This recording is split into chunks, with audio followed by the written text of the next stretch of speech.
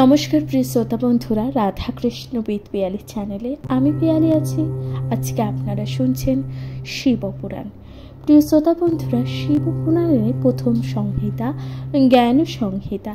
জ্ঞান সংহিতার আজকের আলোচ্য বিষয়বস্তু 33 নং অধ্যায়, যেখানে বলা হচ্ছে যে গণেশের সঙ্গে শিবানুচরদের যুদ্ধ, অর্থাৎ ভগবান শ্রী গণেশের সঙ্গে এই যে শিবের অনুচরদের যে যুদ্ধ ঘটেছিল তারই সুন্দর বর্ণনা করা হচ্ছে। শুনতে থাকবেন শিবপুরাণ। সুত বললেন, এরপর প্রথমগণ যুদ্ধের জন্য শিবের আজ্ঞাপ্রাপ্ত হল এবং তারা যুদ্ধেরও সাজে সজ্জিত হয়ে গণেশের কাছে এমন করলেন, গণেশের কাছে গিয়ে বললেন যে গণেশ তাদের যুদ্ধেরও সাজে সজ্জিত দেখে নিজেও যুদ্ধ করার জন্য উদ্যোগ নিলেন। তিনি বলতে লাগলেন, মহাদেবের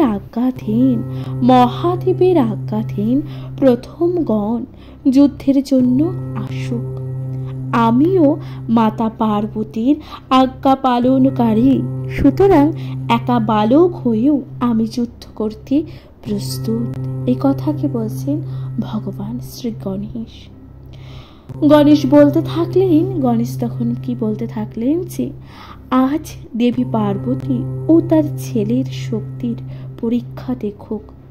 আজ যে দেবী পার্বতী ও তার ছেলের যে শক্তির পরীক্ষা দেখুক, আর দেবাদিদেব তার প্রথমদের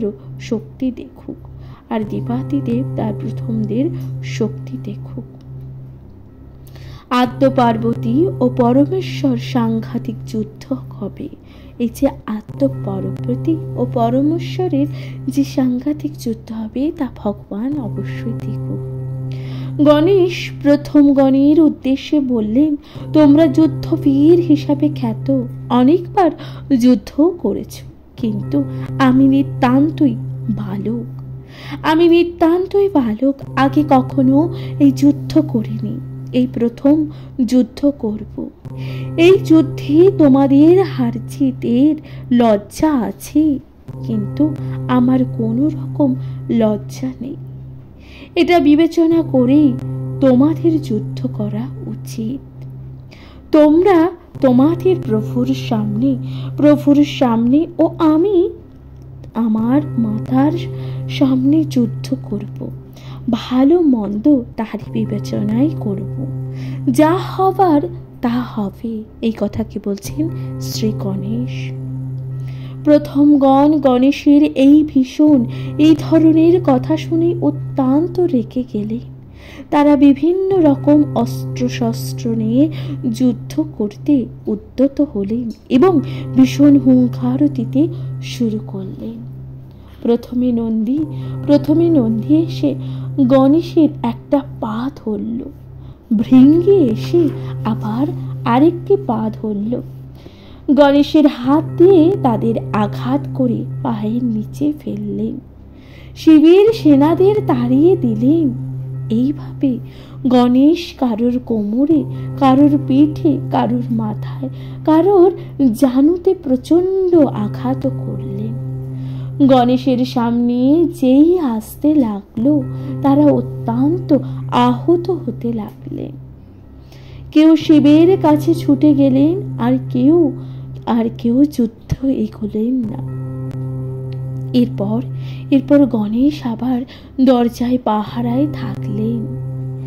এমন সময় নারদের মুখে সব কথা শুনে ইন্দ্রসহ অন্যান্য দেবগণ ও ব্রহ্মাও স্বয়ং সেখানে উপস্থিত হলেন। বিষ্ণুদেবও এলেন, এমনকি ঋষিগণ, অপ্সরাগণও সেখানে এলেন। সবাইকে আশ্বাসও দিতে লাগলেন। তারা সকলেই দেবাদিদেবকে নমস্কার করে বললেন, হে প্রভু, আজ্ঞা করুন, কি করতে হবে? তখন ভগবান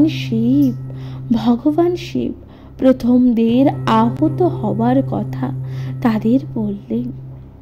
ব্রাহ্মণকে বললেন, হে ব্রাহ্মণ, তুমি যাও, ওই মহাবল পরাক্রান্তা গণেশকে শান্ত করো, প্রলয় না ঘটে এমন কাজ করো। এরপর ঋষিগণ গণেশের কাছে এলেন, সঙ্গে ব্রহ্মা ও বিষ্ণু কিছু অনুচরও এলেন। গণেশের ব্রহ্মাকে দেখে শিবের অনুচর মনে করে তারা দাড়ি উপর দিলেন। হে দেব, হে দেব, ক্ষমা করো, ক্ষমা করো, আমি যুদ্ধ করতে আসছি। ব্রহ্মা বলতে লাগলেন। ব্রহ্মার এই অবস্থা দেখে সকলে পালিয়ে গেল। শিব অত্যন্ত কুপিত হল। তিনি ইন্দ্রাদি দেবগণ ও প্রথম গণকে ও ভূত ও প্রেত ও পিশাচদের যুদ্ধ করার আদেশ দিলেন। তারাও শিবের আদেশে এই যে যুদ্ধের জন্য প্রস্তুত হতে লাগলেন। প্রকৃত দেবীও আসন্ন যুদ্ধের কথা বিবেচনা করে অমঙ্গল আশঙ্কা করলেন। পার্বতী গণেশকে রক্ষা করার জন্য দুটি শক্তি তৈরি করেছিলেন। পার্বতী গণেশকে রক্ষা করার জন্য এই যে দুটি শক্তি তা তৈরি করেছিলেন, তার মধ্যে এক হচ্ছে মহামুখী শক্তি। কৃষ্ণকায় পর্বতের মতন ভীষণ মুখ বিবর বিস্তার করে প্রচণ্ড রূপে অবস্থিত ছিলেন।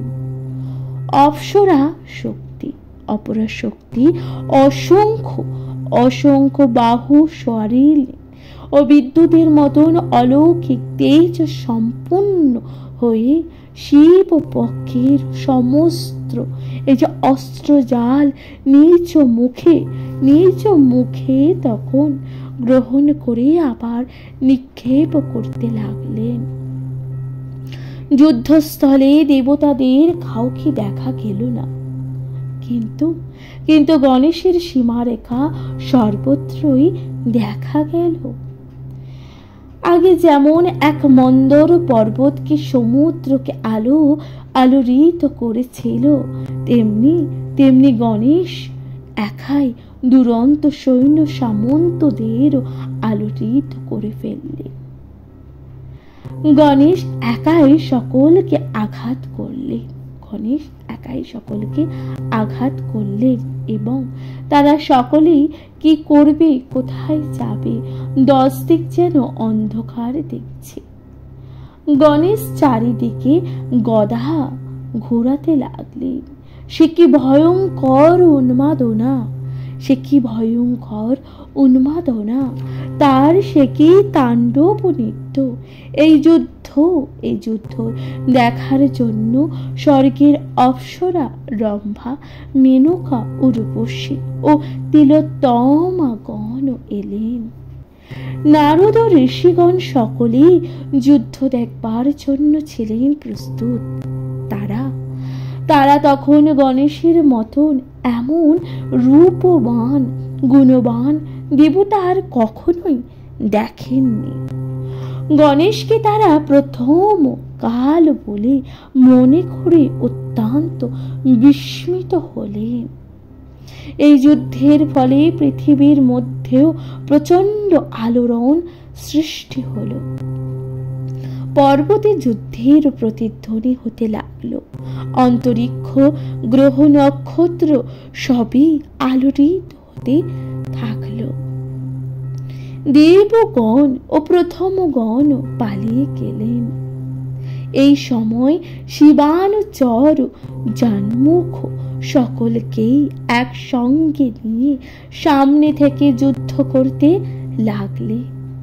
গণেশ তার 2 শক্তি দিয়ে তাদের সমস্ত যুদ্ধ কৌশলকে ব্যর্থ করলে এবং এই যে ব্যর্থ করার সাথে সাথে এরপর সবাই শিবের তখন শরণাপন্ন হলেন। তারা শিবকে প্রণাম করে বললেন, হে দেব, আমরা এর আগে এমন অনেক যুদ্ধের কথা শুনেছি, অনেক যুদ্ধও দেখেছি, কিন্তু এমন যুদ্ধ যুদ্ধ কখনোই দেখিনি। এই শ্রেষ্ঠটি কে? কিন্তু জানতে পারছি না। আপনি স্বয়ং উদ্যোগী হন, তা না হলে মহাপ্রলয় ঘটে যাবে। এই কথাকে বলছেন দেবতারা ভগবান শিবকে বললেন। ভগবান শিব এই কথা শুনে অত্যন্ত রেগে গেলেন। তারা দেব সেনাগণকে তাদের অসুর স্মরণ করে সেখানে এলেন। অর্থাৎ তখন ভগবান মহেশ্বর অত্যন্ত রেগে গেলেন এবং তিনি এই যে দেব সেনাগণকে এবং তাকে অনুসরণ করে সেখানে অর্থাৎ সেই যুদ্ধক্ষেত্রে আসলেন, গণেশের কাছে আসলেন। প্রিয় শ্রোতা বন্ধুরা, তাহলে এখানে সমাপ্ত হচ্ছে 33 নং অধ্যায়ের প্রথম পর্ব, গণেশের সঙ্গে শিবানুচরদের যুদ্ধ। দ্বিতীয় পর্বে আছে শিব ও গণেশের যুদ্ধ। দ্বিতীয় পর্বে আপনারা শুনবেন শিব ও গণেশের যুদ্ধ। শুনতে থাকুন শিব পুরাণ।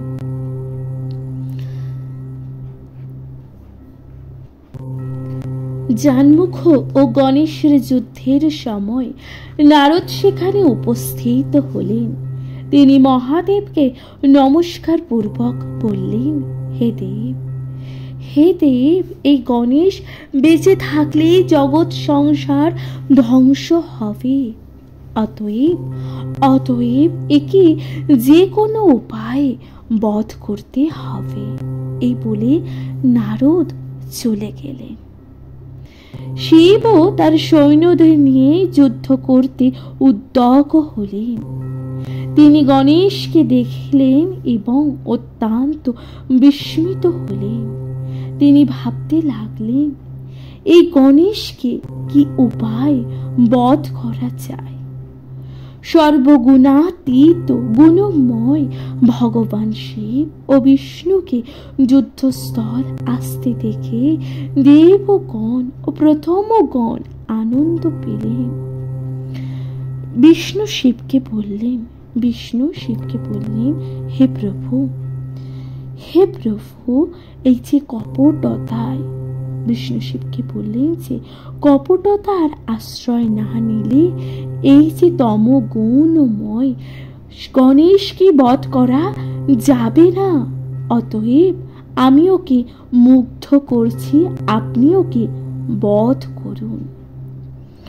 গণেশের দুটি শক্তি মায়াময় বিষ্ণুকে দেখে নিস্তেজ হয়ে পড়ে। অত্যন্ত বলশালী গণেশ বিষ্ণুকে লক্ষ্য করে কথা ছুড়লেন। তাতে বিষ্ণুকে বিমুখ দেখে শিব এগিয়ে গেলেন ও ত্রিশূল হাতে তুলে নিলেন। গণেশের অস্ত্রে ত্রিশূল মাটিতে পড়ে গেল। আবার শিব নিজেকে ধনুক পিনাক নিয়ে যুদ্ধ করতে থাকেন। গণেশের অস্ত্রে তাও মাটিতে পড়ে গেলেন। গণেশের 5টি অস্ত্র দিয়ে শিবের পঞ্চবাহু ছেদন করলেন। তখন শিব অন্য পঞ্চবাহু দিয়ে শূল তুলে নিলেন। যুদ্ধের এই অবস্থা দেখে প্রথমগণ খুবই দুঃখ হলো। দেবতাগণ গণেশের গদার আঘাতে চারিদিকে পালিয়ে গেলেন। বিষ্ণু গণেশকে এই তেজ দেখে বললেন, ইনি ধন্য, কারণ আমি অনেক দেব দানব যক্ষ রাক্ষস গান্ধর্ব দেখেছি, কিন্তু এর মতো রূপে গুণে ক্ষমতায় এমন কাউকে আগে কখনোই দেখিনি। তখন গণেশ তার গদা তুলে বিষ্ণুর ওপর নিক্ষেপ করলেন। বিষ্ণু চক্রে ওই গদা পড়ে গিয়ে তা ভেঙে গেল। এরপর বিষ্ণু সুদর্শন চক্র গ্রহণ করে যুদ্ধ করতে থাকেন। গণেশও তা ভেঙে যাওয়ার গদা আবার বিষ্ণুর ওপর ছোড়েন, কিন্তু বিষ্ণুর বাহন গরুর তা আবার ভেঙে দিলেন। এমন সময় মহাদেব পিছন থেকে ত্রিশূল দিয়ে গণেশের মাথাকে দেহ থেকে আলাদা করে ফেললেন। তখন দেব ও সেনাগণ গণেশের কাটা মাথা দেখে আশ্বস্ত হলেন। এই সময় নারদ পার্বতীর কাছে গেলেন। তিনি সকল ঘটনা পার্বতীকে জানালেন। হে মানিনী, আপনি এখনই কোনো মতেই মন ত্যাগ করবেন না। এই কথা বলে তিনি চলে গেলেন। দেবগণ জয়ধ্বনি দিয়ে আনন্দ প্রকাশ করতে লাগলেন। এরপর সেখানে দেবী পার্বতী যা করলেন, হে ঋষিগণ, আপনারা তা শুনুন। প্রিয় শ্রোতা বন্ধুরা, তাহলে এখানে সমাপ্ত হচ্ছে 33 নং অধ্যায়, যেখানে আপনারা শুনতে পারলেন যে গণেশ ও শিবের যে যুদ্ধ, তথা সেই যুদ্ধে ভগবান মহেশ্বর গণেশের শিরচ্ছেদ করেছেন এবং পরবর্তীকালে মাতা পার্বতীর যে প্রলয়, মাতা পার্বতীর যা করেছিলেন তা আপনারা শুনতে পারবেন 34 নং অধ্যায়। তাহলে শুনতে থাকুন শিব পুরাণ, যেখানে পরবর্তী অধ্যায় 34 নং অধ্যায়ে আপনারা শুনবেন গণেশের মুণ্ডচ্ছেদে পার্বতীর উন্মাদনা। প্রিয় শ্রোতা বন্ধুরা, কেমন লাগছে অবশ্যই আপনাদের গুরুত্বপূর্ণ মতামত দিয়ে জানাতে ভুলে যাবেন না। চ্যানেলে প্রথমবার শুনে থাকলে অবশ্যই চ্যানেলটিকে সাবস্ক্রাইব করে দেবেন, লাইক কমেন্ট শেয়ার করে পাশে থাকবেন। শুনতে থাকবেন শিব পুরাণ। কমেন্টে লিখতে ভুলে যাবেন না। হর হর মহাদেব।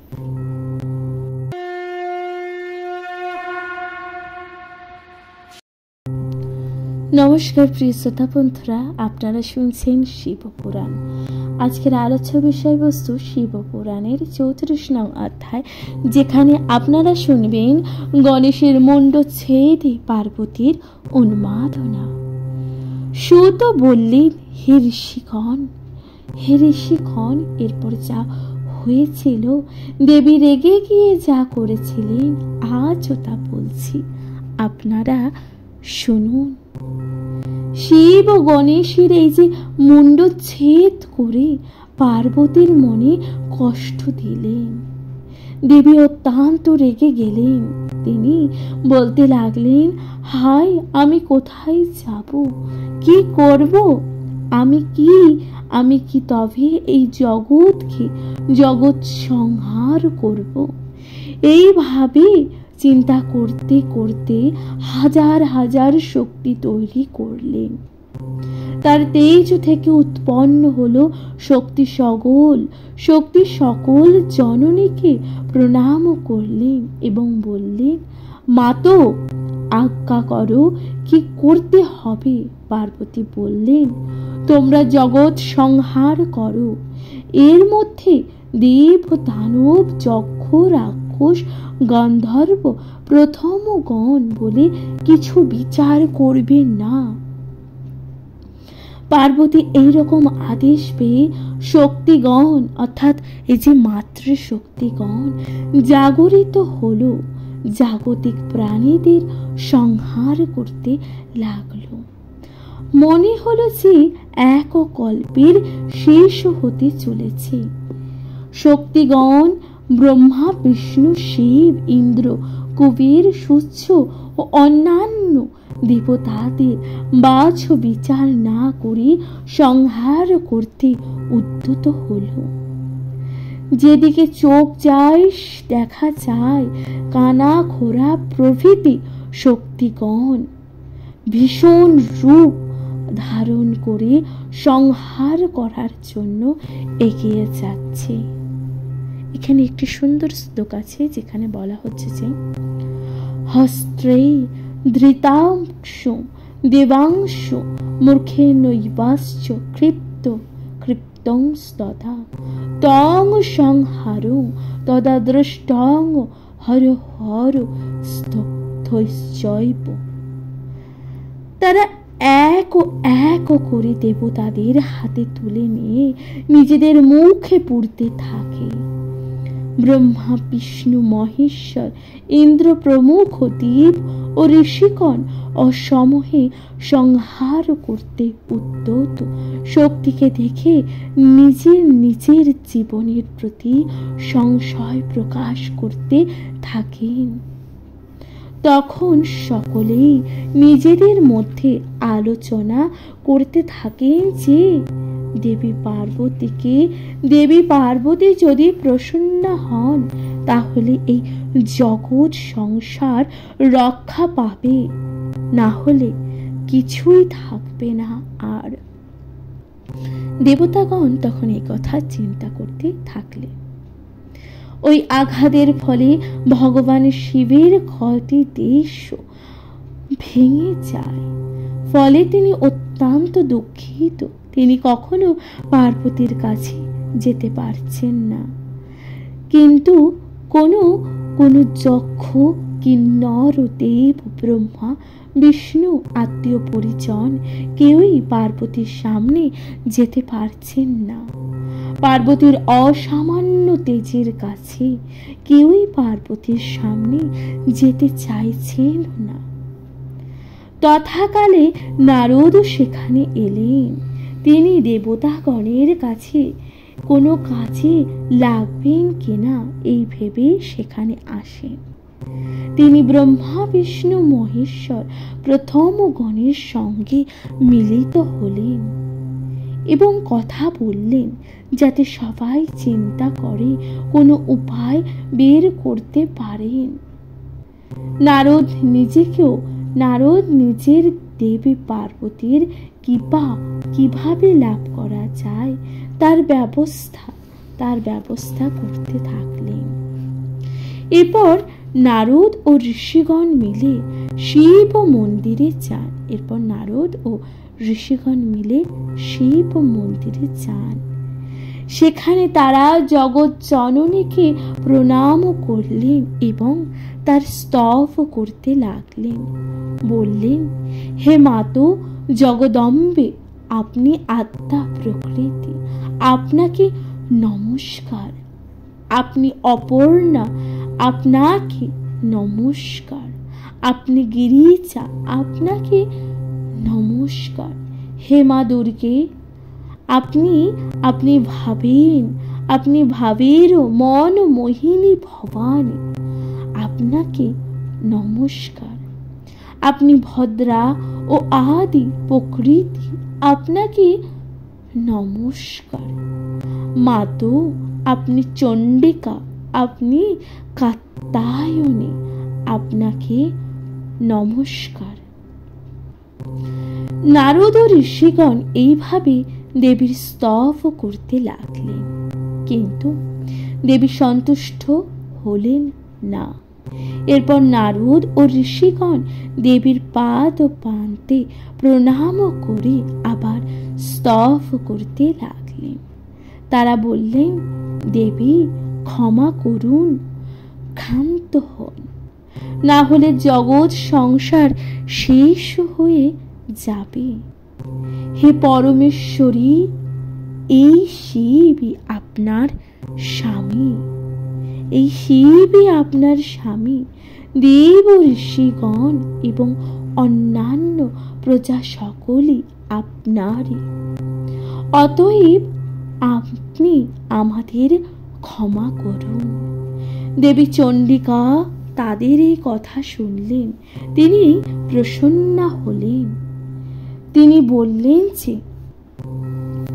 দেখো, যদি আমার ছেলে জীবন ফিরে পায় তাহলে এই যুদ্ধ হবে না।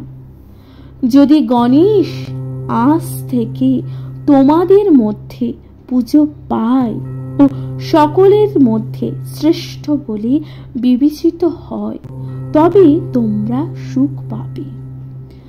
দেবী পার্বতীর এই কথা শুনে তারা মহাদেবকে ও অন্যান্য দেবতাদের তা জানালেন। দেবী পার্বতীর এই কথা শুনে তারা মহাদেব তথা অন্যান্য যারা দেবতা ছিলেন তাদের সকলকে এই কথা জানালেন। প্রিয় শ্রোতা বন্ধুরা, তাহলে আপনারা শুনছেন 34 নং অধ্যায়ের প্রথম পর্ব। গণেশের মুণ্ডচ্ছেদ, পার্বতীর উন্মাদনার প্রথম পর্ব এখানে সমাপ্ত হলো। দ্বিতীয় পর্বে যেখানে আপনারা শুনবেন গণেশের গজ ও মুণ্ড হবার কারণ। নারদ ও ঋষিকদের মুখে পার্বতীর কথা শুনে শিব সকার উদ্দেশ্যে বললেন, পার্বতীর যা আদেশ করেছেন তা করাই উচিত, তা না হলে কোনো মতেই ভালো হবে না। গণেশের মাথা কেটে তোমরা কোথায় পড়েছে তা অপ্সরাগণ ধরেছিল বটে, তবে যাই হোক এখন গণেশের শরীরকে ধুয়ে তোমরা পুজো করো। এরপর তোমরা উত্তর দিকে যাও। প্রথমেই যার দর্শন পাবে তার মাথাটা কেটে আনবে, সেই মাথাটাই গণেশের মাথায় লাগাবে। এরপর সবাই মহাদেবের আদেশ পালন করতে লাগলেন। সবাই মিলে প্রথমে গণেশের দেহটিকে ভালো করে ধুলেন, তারপর উত্তর দিকে যেতে লাগলেন। প্রথমেই তারা দেখলেন এক দাঁত ও বিশিষ্ট হাতিকে। সেই হাতির মাথাটিকে তার শরীর থেকে কেটে নিলেন। এরপর সেই মাথাটি গণেশের শরীরে জুড়ে দেওয়া হলো। দেবতারা ব্রহ্মা, বিষ্ণু ও মহেশ্বরকে বললেন বাকি কাজটা যেন তারা করেন। এরপর ব্রহ্মা, বিষ্ণু ও মহেশ্বর বাক্যমান ও মন্ত্র উচ্চারণ করতে থাকলেন। এই মন্ত্র দিয়ে তারা গণেশের শরীরে তেজ সঞ্চার করলেন। তারা বললেন, আমরা সকলেই যে তেজ উৎপন্ন হয়েছে, বেদ ও মন্ত্র বলে সেই তেজ গণেশের দেহে আবির্ভূত হোক। সঙ্গে সঙ্গে সুন্দর রূপ ধারণ করলেন গজানন, গণেশ। অন্যান্য গণ ও নায়ক ও প্রথম গণের সঙ্গে জীবিত হয়ে উঠলেন। তারপর পার্বতীকে নিজের রূপও দেখালেন। দেবী অত্যন্ত আনন্দ পেলেন। তিনি গণেশকে সাজালেন সিঁদুর সহ নানা বস্ত্র ও অলঙ্কারে। এরপর তিনি তার পূজা করলেন। নিজের হাত দিয়ে স্পর্শ করে বলতে লাগলেন, হে পুত্র, অনেক দুঃখ পেয়েছ, তা হোক, এখন তুমি ধন্য এবং কৃতার্থ। এখন তুমি সবার পুজো পাওয়ার যোগ্য হলে। এখন তুমি নাসিকায় যেহেতু সিঁদুর দেখা যাচ্ছে, সেই জন্য মানুষ তোমাকে সিঁদুর দিয়েই পুজো করবে। যে ব্যক্তি গন্ধ ফুল ও নৈবেদ্য দিয়ে তোমার পুজো করবে এবং তোমার চারিদিকে ঘুরবে, তার মনের ইচ্ছা পূর্ণ হবে। আর কেউ যদি তোমার আর কেউ কেবল নমস্কার করলে তার মনোবাঞ্ছা পূরণ হবে, এতে কোনো সংশয় নেই। পার্বতী গণেশকে এইসব বললেন।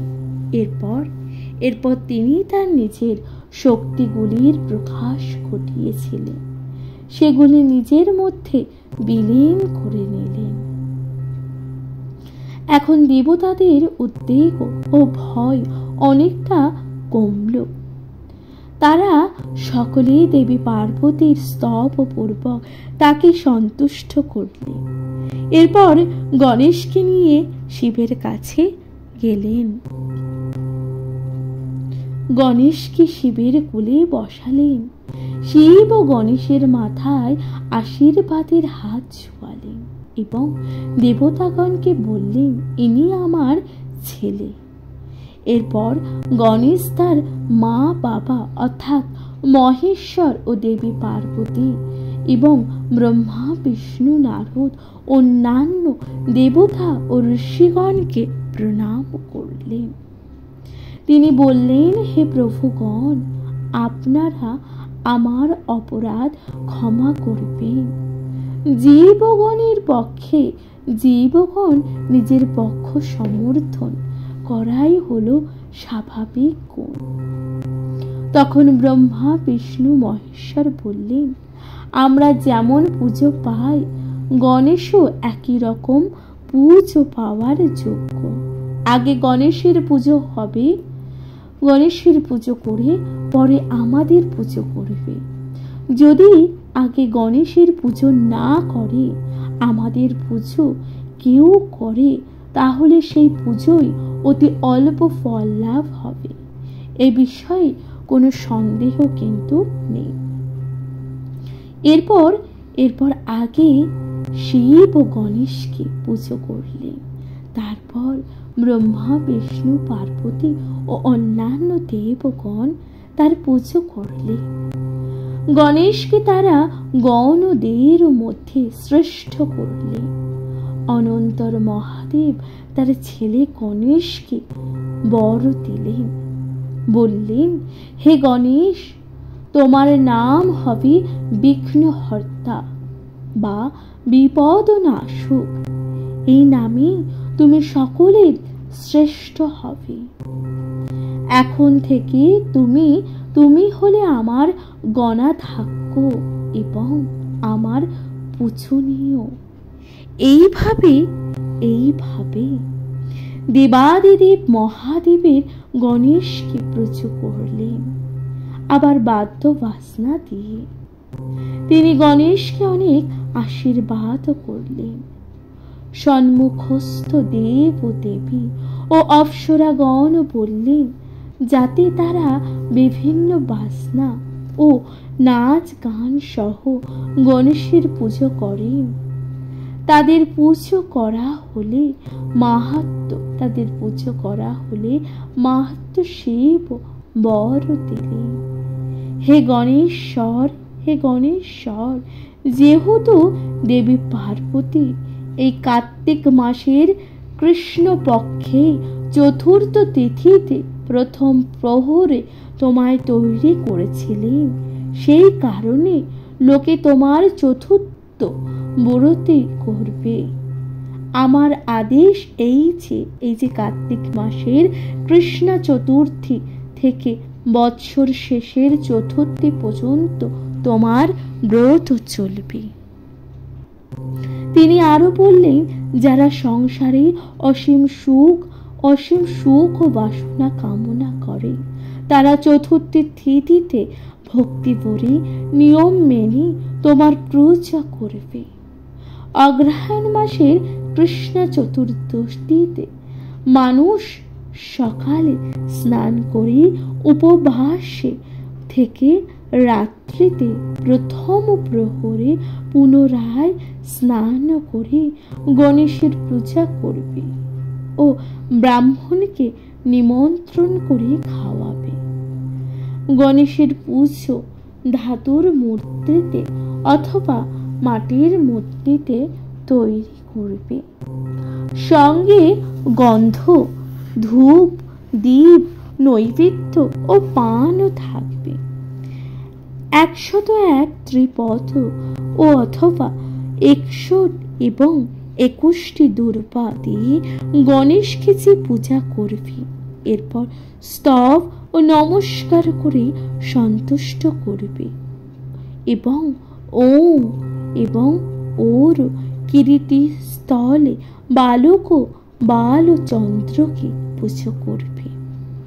অনন্তর ব্রাহ্মণকে পুজো করবে। পরে তাদের মিষ্টি সহযোগী জলযোগ করাবে। তবে পূজাকারী ব্যক্তি মধুর ও লবণ রস ছাড়া খাদ্য খাবে। এইভাবে গণেশের ব্রতী করতে হবে। এই গণেশের ব্রত 1 বছর করে তবে তা উদযাপন হবে। ব্রত উদযাপনের সময় 12 জন ব্রাহ্মণকে ভোজন করাবে। ঘট স্থাপন ও পূর্বক গণেশের পূজা করলেই চলবে। পদ্ম ফুল দিয়ে হোম করবি। যথেষ্ট অর্থ সম্পদ থাকলে কোনো কার্পণ্য কিন্তু করবেন না। পূজার পর ওই মূর্তির সামনে 2জন নারী ও 2জন বালককে ভোজন করাবে। অতি সকালে আবার পূজা করবেন। পরে ব্রত সম্পূর্ণ করার জন্য আবার পুষ্পাঞ্জলি দেবেন। ব্রাহ্মণের কাছে আশীর্বাদ ও হোম তিলক কপালে নেবে। মনে মনে নিজের প্রার্থনা জানিয়ে প্রণামও করবেন। এরপর বিসর্জন। এইভাবে গণেশের ব্রত করলে অভীষ্ট লাভ হবে। যে মানুষ সিন্দুর, সাদা চন্দর, অক্ষত ও নানা উপচারে প্রতিদিন গণেশের পূজা করে তারা সমস্ত বিপদ থেকে দূর হয় ও সমস্ত মনোবাঞ্ছা তাদের পূর্ণ হয়। এই গণেশ পুজোর 4টি পর্বে 4টি বর্ণের মানুষ করতে পারে। নিজের কাজ ও সিদ্ধি হবার জন্য স্ত্রীলোকও পুজো করতে পারে। শিব গণেশকে বললেন, হে গণেশ, যে ব্যক্তি যে কামনাই করুক না কেন, সব মানুষের সকল কিছুই, সকল কামনাই তোমার জন্য, তোমার কাছে তোমায় পুজো করতে হবে। তখন দেবগণ, বসুগণ, ঋষিগণ সকলেই ভগবান শঙ্করের কথায় সম্মতি দান করলেন এবং গণেশকে গান ও প্রত্য নিয়োজিত করলেন। প্রথম গণ তাকে নমস্কার করলেন। সুত বললেন, হে দ্বিজগণ, তখন পার্বতী দেবী যে কত আনন্দ হয়েছিল তা অবর্ণনীয়। গণেশের গান ও প্রত্য নিযুক্ত হলে আকাশ যে পুষ্প বৃষ্টি হল এবং দেব দ্রষ্টু ভীর শব্দে আকাশ বাতাস মুখরিত হতে লাগলো। এই জগৎ সংসার নিরুপদ্রব ও শান্ত হলো। প্রিয় শ্রোতা বন্ধুরা, তাহলে এখানেই সমাপ্ত হলো 34 নং অধ্যায়। আশা করছি তা আপনাদের ভালো লাগছে। প্রিয় শ্রোতা বন্ধুরা, তাহলে আপনারা শুনতে পারলেন যে গণেশের গজমুণ্ড হওয়া তথা গণেশকে প্রথম পূজ্য কিভাবে হলেন তা পুরোটাই আপনারা জানতে পারলেন। প্রিয় শ্রোতা বন্ধুরা, আশা করছি তা আপনাদের ভালো লেগেছে। শিব পুরাণ আপনাদের কেমন লাগছে অবশ্যই আপনাদের গুরুত্বপূর্ণ মতামত দিয়ে জানাতে ভুলে যাবেন না। চ্যানেলে প্রথমবার শুনে থাকলে অবশ্যই চ্যানেলকে সাবস্ক্রাইব করে দেবেন, লাইক কমেন্ট শেয়ার করে পাশে থাকবেন, শুনতে থাকবেন শিব পুরাণ। আজকের মতো জানাচ্ছি এখানে বিদায়। ভালো থাকবেন, সুস্থ থাকবেন, কমেন্ট লিখতে ভুলে যাবেন না। হর হর মহাদেব।